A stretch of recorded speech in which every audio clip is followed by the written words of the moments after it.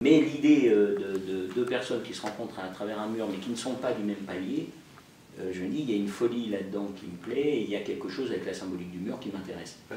Donc je dis, bah, écoute, voilà, moi j'ai deux boîtes de production pour développer, pour des projets, des choses et tout. J'ai dit, écoute, ça m'intéresse.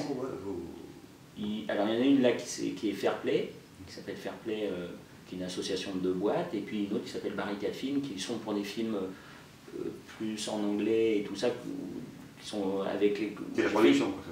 J'ai fait une association avec un réalisateur avec qui j'ai fait Edenlog, et qui est un type que je trouve absolument surdoué, mais c'est plus des films sur l'international, et c'est des choses qu'on développe pour lui. C'est-à-dire que là, je ne suis que producteur dans l'idée de monter les projets. Voilà.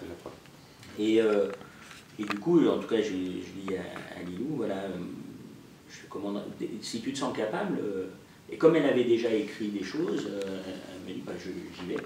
Donc elle y va, voilà, bille en tête.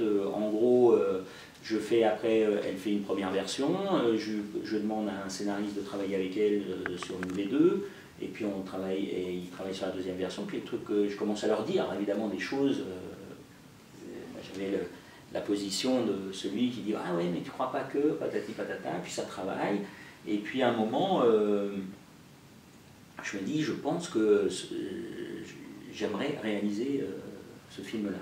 La mise en scène, excusez-moi de couper, la mise en scène, c'est quelque chose qui vous intéressait déjà avant? Vous regardiez les metteurs en scène avec lesquels vous travailliez? Mais tout ça est un peu empirique en fait. C'est-à-dire que concrètement, quand vous vous dites « Je ne vais jamais réaliser », mais qu'en même temps, vous avez fait plus de 100 films, et que vous êtes avec des premiers longs métrages, des choses comme ça, il y a plein de choses qui m'ont sauté à la gueule en fait, au fur et à mesure de mon histoire.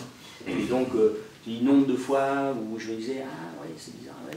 Mais jamais je sortais de mon rôle d'acteur. C'est-à-dire que je n'ai jamais aimé être interventionniste. J'ai rendu plein de services, mais qui sont normaux. Quand vous voyez quelqu'un qui est perdu, quand vous avez des solutions et que vous dites, et si on faisait ça? Mais très franchement, c'est notre métier. C'est comme un chef opérateur qui va dire bah, attends, t'inquiète pas, je vais mettre la caméra là. Enfin, donc on cherche des solutions, mais à force, évidemment, qu'il y a quelque chose qui se fabrique, mais ça ne veut pas dire pour autant qu'on va faire de la réalisation. Mais c'était quelque chose là qui grimpait et qui était fort. Donc on est arrivé à une version où après, j'ai trouvé mes producteurs, ciné-nominés, deux gars qui ont dit attends, ça nous chauffe bien. Sur un début de version, et du coup, moi je suis parti dans l'écriture à ce moment-là, carrément avec Lilou et avec un troisième scénariste, et puis un jour, vous faites, c'est mon film.